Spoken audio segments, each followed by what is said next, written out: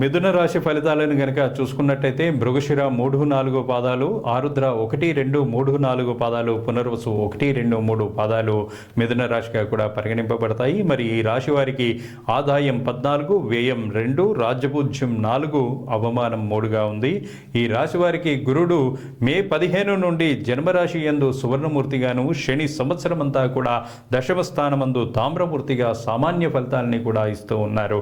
రాహుకేతువులు వరుసగా కూడా మే 18 నుండి సంవత్సరమంతా భాగ్య తృతీయ స్థానములందు లోహమూర్తులుగాను సామాన్యమైనటువంటి ఫలితాలను ఇస్తారు. ఈ రాశి వారికి జన్మగురుని సంచారం చేత ఆత్మవిశ్వాసం, ఉత్సాహం కూడా పెరుగుతూ ఉంటుంది. కొత్త విషయాల్ని తెలుసుకుంటకు ఉత్సుకత కూడా చూపిస్తూ ఉంటారు. విద్యార్థులు కొత్త విషయాల్లో కూడా పట్టు సాధిస్తారు. అన్ని రకాల వృత్తుల వారు ఆదాయాన్ని పెంచడానికి ప్రత్యేక పథకాలను కూడా అనుసరిస్తూ ఉంటారు. ఉద్యోగులకు పదోన్నతి లభించేటువంటి అవకాశం ఉంది. నిరుద్యోగులకు ఉపాధి అవకాశాలు పెరుగుతాయి. పుత్ర సంతానం, జీవిత భాగస్వామి మరియు తండ్రి, పూర్వీకుల ఆస్తి మొదలైనటువంటి విషయాలు మీకు అనుకూలంగా కూడా మారేటువంటి అవకాశం ఉంది. ఆధ్యాత్మికత వెల్లివిరుస్తుంది. జన్మాంతరం కూడా గురు సంచార ప్రవేశ కాలంలో కొంత మేరకు అయోమయ పరిస్థితి నెలకొని ఉంటుంది. మీ స్వభావంలో సహనం మరింత స్థిరత్వాన్ని కూడా పెంచుతుంది. ఆర్థిక పరిస్థితి బలంగా ఉంటుంది. ఆదాయ మార్గాలు పెరిగేటువంటి అవకాశం ఉంది. ఉద్యోగస్తులకు వృత్తి ఉద్యోగాల్లో కూడా గుర్తింపు లభిస్తుంది. వ్యాపారంలో విపరీతమైనటువంటి లాభాలు వచ్చేటువంటి అవకాశం ఉంది. విద్యార్థులు విద్యలో విజయం సాధిస్తారు. రాజకీయాలతో సంబంధం ఉన్నటువంటి వ్యక్తులు సామాజిక ప్రతిష్ట కూడా వారికి పెరుగుతూ ఉంటుంది.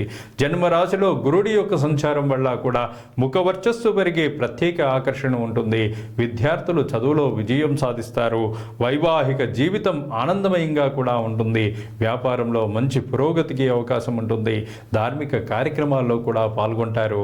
అక్టోబర్ మాసంలో ధన సంబంధమైనటువంటి సమస్యల్ని కూడా అధిగమిస్తారు. డిసెంబర్ మాసంలో స్వల్ప అనారోగ్య సమస్యలు మరియు వ్యాపారంలో కొద్దిపాటి ఒడిదుడుకులు కూడా కలుగుతాయి. మిథున రాశి వారికి భాగ్యాధిపతి, రాజ్యాధిపతి శని మార్చి నెలాఖరులో కూడా మీ రాశిలోకి అనగా దశమ స్థానంలోకి శని సంచారం వల్ల మీ కోరికలన్నీ కూడా నెరవేరుతాయి. పనులన్నీ కూడా విజయవంతమవుతాయి.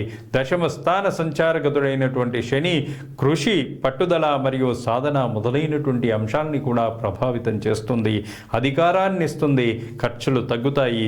ఉద్యోగులు పై అధికారులకు అండగా ఉండి కట్టుబడి ఉంటారు. తల్లిదండ్రుల యొక్క ఆరోగ్యాన్ని కాపాడుకోవాల్సినటువంటి అవసరం ఉంది. జీవిత భాగస్వామితో మంచి సంబంధాన్ని కొనసాగించడం పైన కూడా ఈ రాశివారు దృష్టి పెట్టాలి. సంతానం, ఉన్నత విద్య కూడా లభిస్తూ ఉంటుంది. వారసత్వంగా సంక్రమించవలసినటువంటి ఆస్తి కూడా మీకు దక్కుతుంది. మాటలు అదుపులో ఉంచుకోవడం అనేటువంటిది ముఖ్యంగా కూడా ఈ రాశి వారికి ఈ సంవత్సరం అంతా కూడా చెప్పాల్సినటువంటి విషయం. వివాదాలకి దూరంగా ఉండటం మంచిది. సంతానానికి వివాహాది శుభయోగాలు కూడా కలిసి ఉన్నాయి. కుటుంబంతో ఆనందంగా గడపగలగడం, తండ్రి తరపు వారి సంబంధ బాంధవ్యాలను పెంచుకోవడం, తీర్థయాత్రలకు వెళ్ళడం, వ్యాపారస్తులకు భాగస్వామ్య వ్యాపారాలు కలిసి రావడం వంటివి జరుగుతాయి. ఉమ్మడి వ్యాపారాలు కలిసి వస్తాయి. తృతీయ స్థానంలో కేతువు సంచారం అనుకూలంగా ఉంటుంది. ధైర్యం మరియు పరాక్రమం కూడా పెరుగుతూ ఉంటుంది. గురు ధ్యాన శ్లోకాలను నిత్యం పఠిస్తూ ఒక గురువారం ఒక పావు కేజీ శనగలు దానం చేస్తే కొంత ఉపశమనం కూడా కలుగుతుంది. ఈ రాశి వారి యొక్క అదృష్ట సంఖ్య 5. శుభం భూయాత్. తదుపరి కర్కాటక రాశి.